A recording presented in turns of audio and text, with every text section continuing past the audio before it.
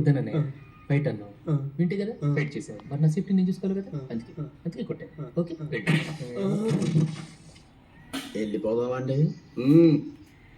వాళ్ళందరూ అయిపోయారు, మిగిలింది మనమే కదా. వెనక్కోకుంటానండి.